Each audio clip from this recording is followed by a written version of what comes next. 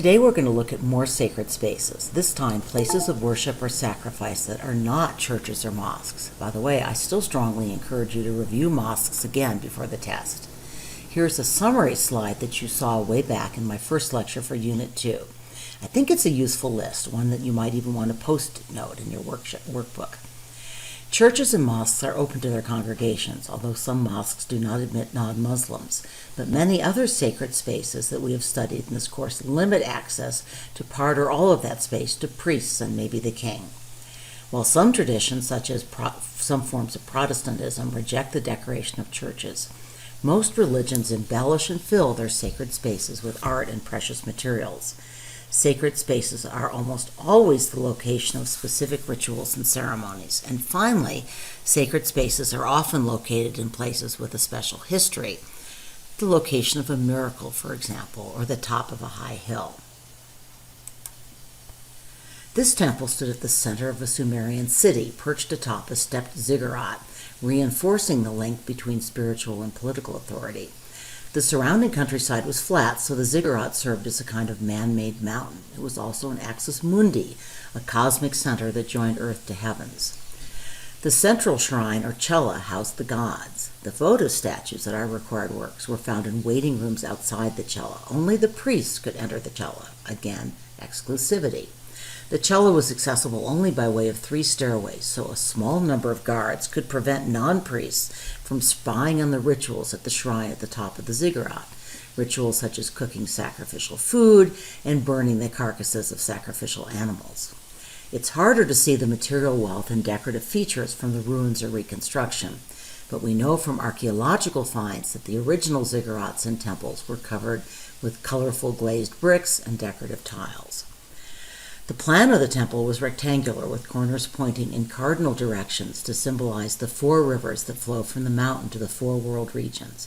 This orientation also let the temple roof serve as an observatory for charting the heavens and using this information to maintain a calendar, another very common use for sacred spaces.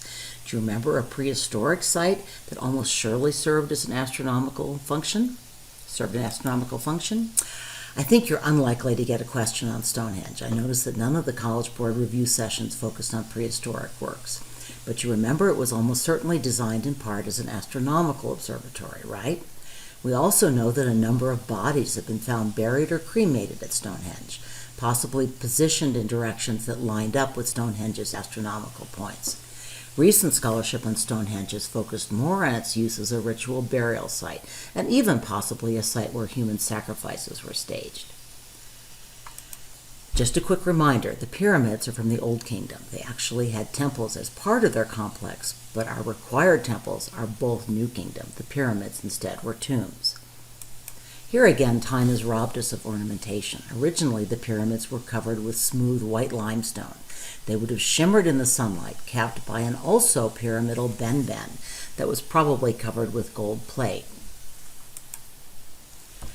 The plan of the pyramid complex is also one of your required images. Once you know which way is north, you will see that the temple complexes were built to the east of the pyramids, facing the sun.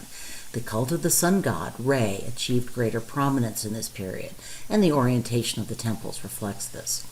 Remember that the Old Kingdom statues, such as Menkaure and his wife, would have been placed in the temples, not in the pyramids. Again, the pyramids functioned as tombs. Now we fast forward 1,000 years. New Kingdom temples fall into 2 general categories, temples to gods and temples to pharaohs.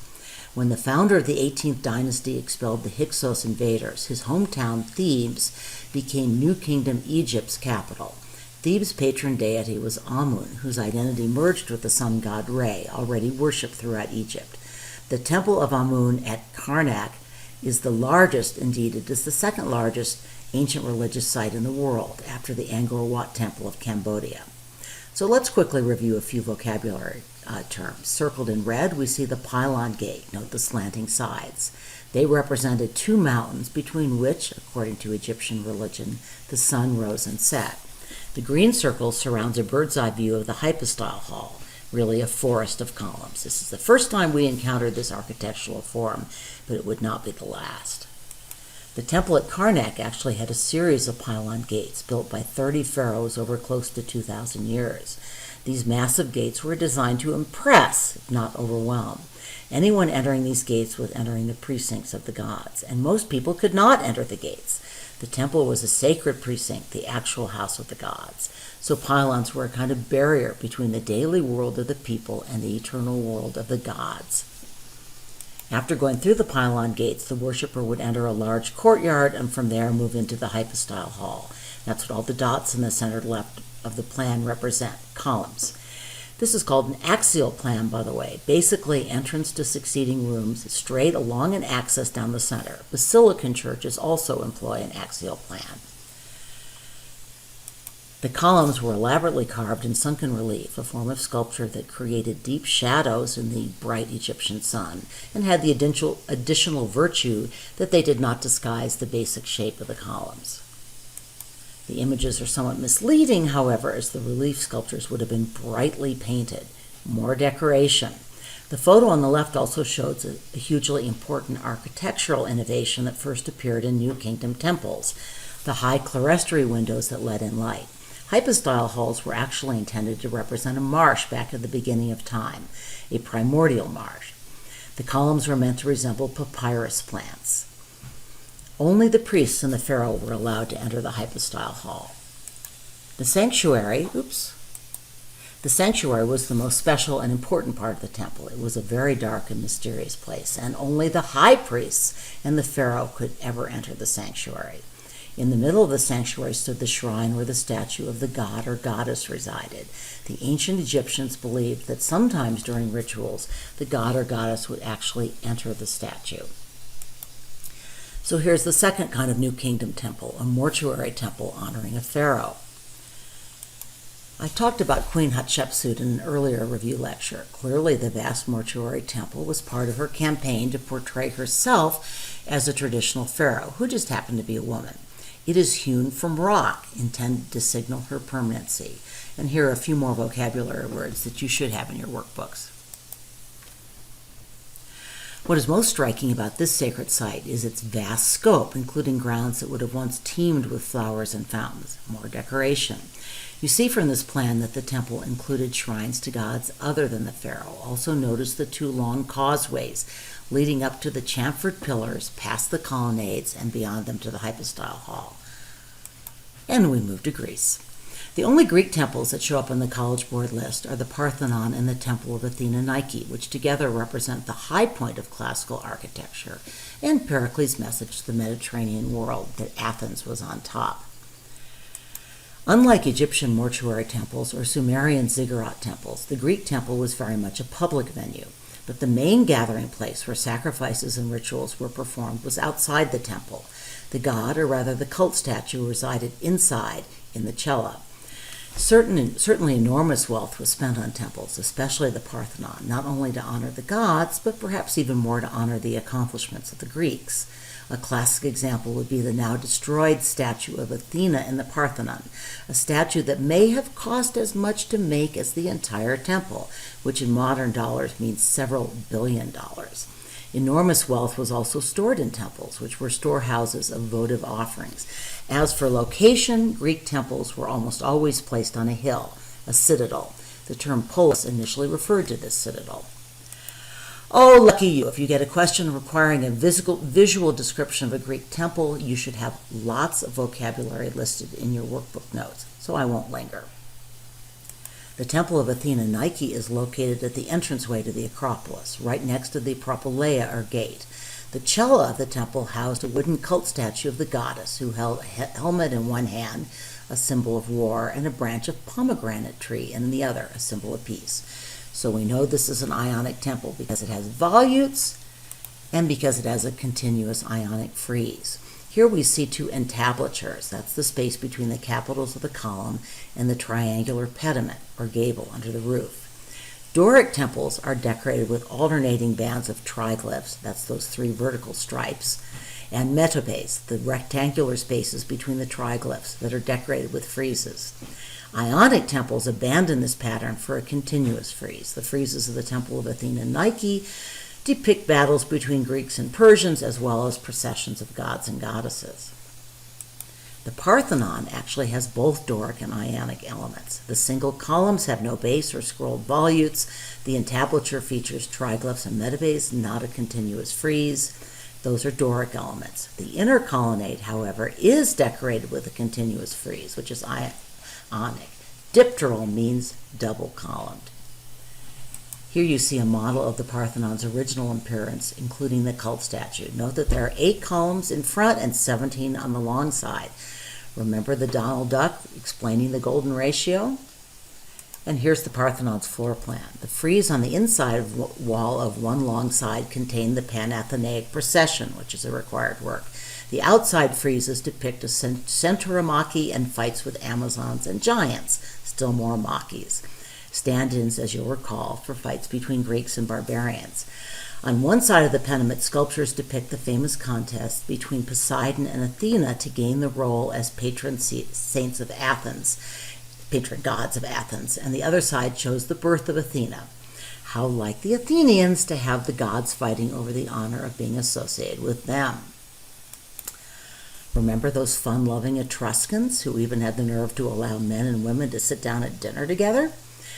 The tomb consists of a single room. The fresco on the back wall shows a banquet with diners residing on 3 clinae, or couches. Triclinium simply means 3 couches. Note the contrast between these 2 tomb paintings. Although the Etruscan painting is a wall fresco and the Egyptian Book of the Dead is painted on a papyrus scroll. But both cultures believed strongly in an afterlife and buried their dead with all the comforts they would need in their new home and take them to their new home. So what sets the Etruscans apart from the Egyptians? The Egyptian painting is highly moralistic. A good life after death must be earned. We don't see this element in the Etruscan painting, yet both paintings are a celebration of the life and status of the deceased. The banquets and games that accompanied Etruscan funerals showcase the family's social status, while sending the deceased off with food, drink, and utensils to keep the party going in the afterlife. Still, it's hard not to conclude that the Etruscans expected to have more fun in the hereafter than the Egyptians did, and maybe they were a little less likely to cast judgment on a person's behavior on earth as well.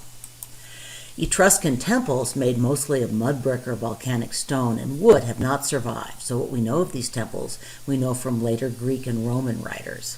We do see similarities with Greek temples, including the triangular pediment, the columns, and a cella housing the cult statue, but there are some significant differences. The Etruscan cella is divided into 3 parts. The cella and indeed the temple were closed off in the back, whereas the Greek temples and the cella and cult statue were designed to be approached from all sides. And finally, one ascended to this temple. It is much higher off the ground than a Greek temple, with its relatively low stylobate or temple floor. One reason for the higher entryway might be location. The Greeks tended to build their temples on top of high hills. The Etruscans and the Romans after them built their temples down in the fora, or urban centers. So to raise the temple above the city and toward the heavens, they had to put it onto a higher platform.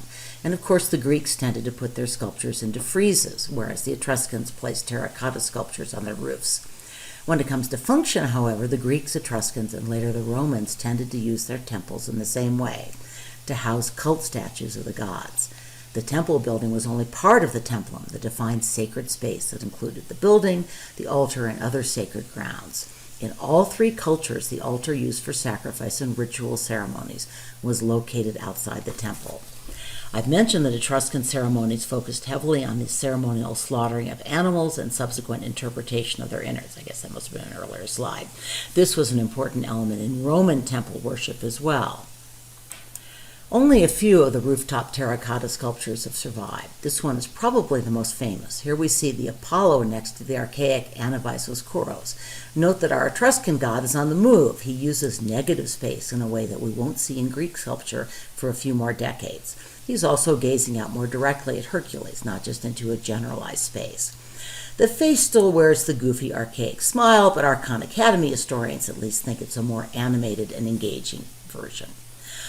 The good news is that I've already talked about the Roman temple in our required works, the Pantheon. I'll quit here, and in my second lecture, I'll talk more briefly about sacred spaces in the art of the Americas.